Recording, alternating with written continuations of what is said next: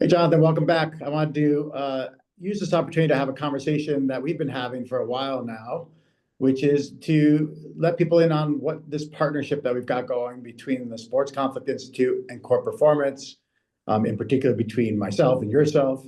Yeah, Well, what does that look like? And I could talk a little bit. I'll tee it up and then let's see where our conversation goes from there. perfect. Yeah. But one of the things SCI now has been around since 2013, so we're on year 12 here. And, we've been really looking at understanding, preventing, and resolving conflict in sports for a long time.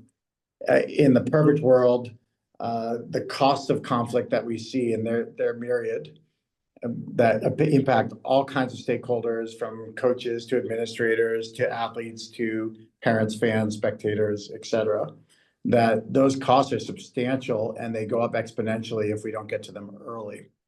And so we often have the benefit of hindsight, and we can look back and see that the genesis of just about every conflict often started with something where your skill set could be quite good at intervening in combination with my skill set. So I think about my domain often being the interpersonal, interpersonal, your domain being the intrapersonal.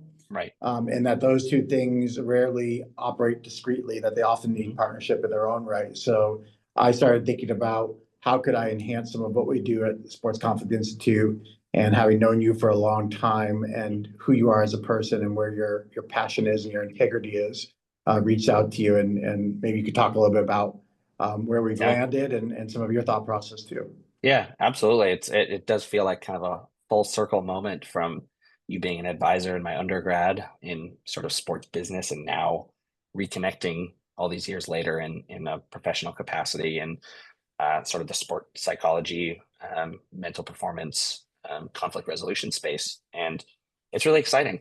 I mentioned in an earlier video that Core Mental Performance is myself and two other consultants who work with individual athletes and teams on sort of the mental performance piece, and just a lot of synergy in what you're doing at SCI with conflict resolution and enhancing team culture, and how we could sort of work together with athletes and teams, as you mentioned, sort of on the interpersonal side through SCI, and on the intrapersonal of core value work, mental performance, mental skills training with core mental performance, and then eventually down the road in clinical work, as I continue my training as a sports psychologist.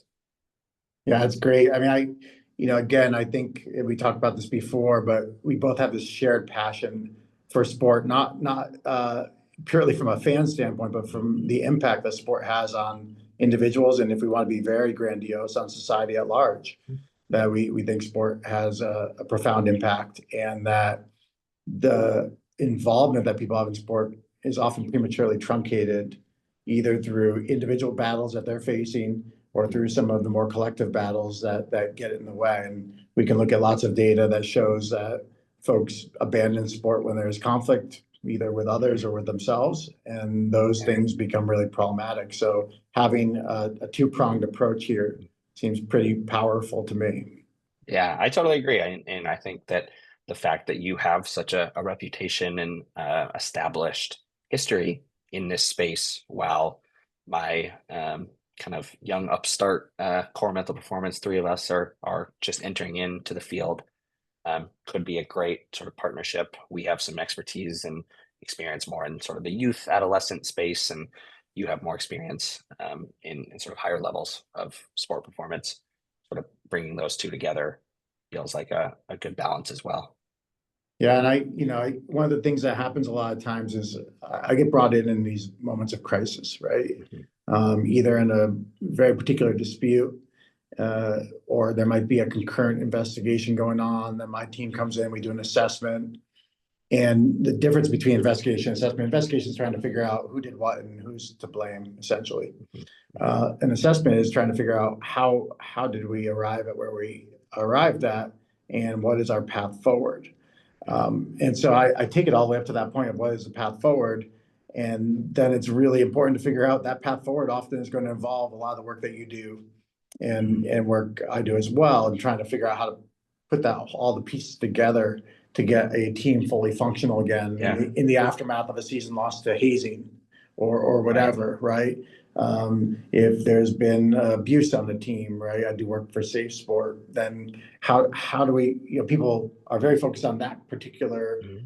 wrongdoer and that behavior, sure, but in the aftermath, what's left behind is individuals who need support and a team that Yeah. needs to get back to doing what it loves, and that those are hard things, and they don't get a lot of attention in the media. Mhm. So Totally. often people don't really think about what does it involve to reestablish and rebuild, something. So I think there's a great example out there of, at Cornell University, Mm. where they famously had a horrible scandal around hazing that really disrupted dozens of lives in a profound way, left carnage in every way from mental health to legal problems to financial problems to reputational issues for the university, lost jobs, all the harms that you can imagine. What they did really well, which I think you and I always want to replicate, is after they did an investigation and assessment and came up with a path forward, some of it was education. Problem is, education alone only takes you so far. You want to change behavior. Yeah. So they built what they called the Big Red Leadership Program out of there, which was to take the problem, which was a lack of leadership, a lack of people willing to stand up for what's right, a lack of alignment around core goals, all of these things, and the ability for individuals to speak up when they were struggling or had issues, giving them channels to do that, right? All of that infrastructure building to make sure they find folks like yourself, right? Mhm. And years later, it became a recruiting advantage. They have this Big Red Leadership Program that Wow. everyone, and people forget that it came out of crisis.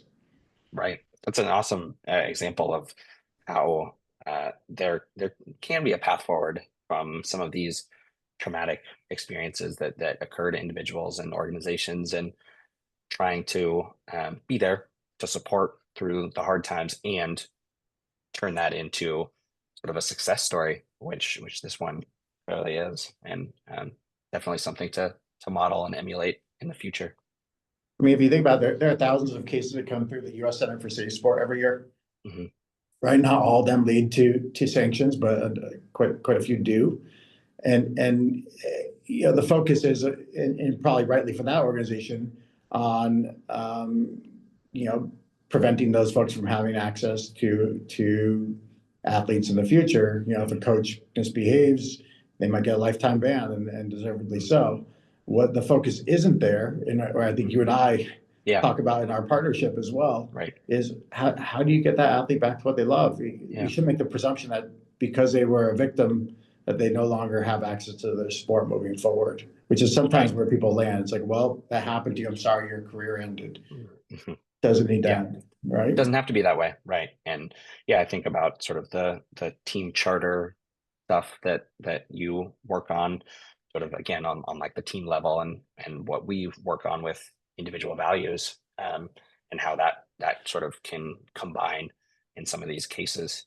But I'm with you for sure that a bad experience shouldn't have to end an individual's career, and that with the right support and time and healing, that we can support athletes to get back to doing what they love, and finding that success again.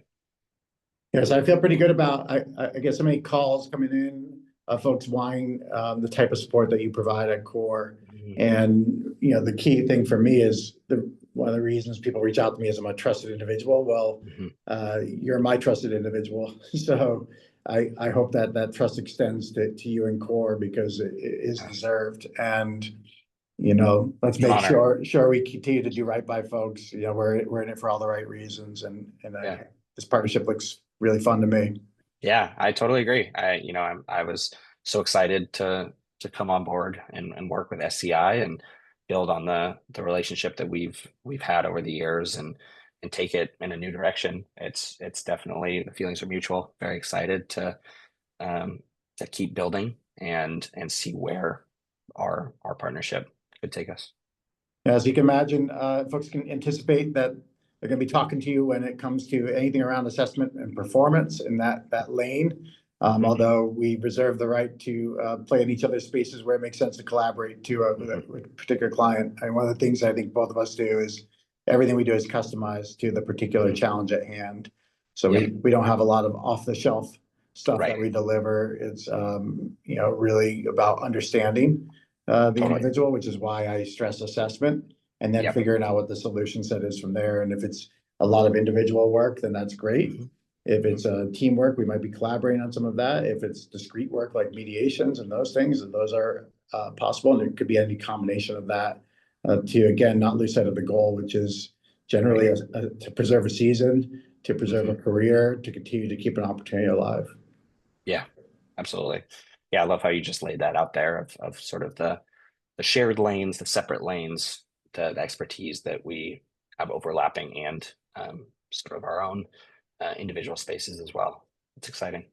And I think we'll continue to have these kind of conversations too, because I think the other part of it that's fun is to talk more broadly to a broader audience and even the folks we directly work with, and share some of our thoughts on different topics that makes sense for us to chat about. So more conversations that come in the weeks and years ahead. Can't wait. Sounds like a plan. All right. Well, thank you, Jonathan. Exciting times ahead, and hope you stay healthy and well. Same to you, Josh. Thanks so much for the time.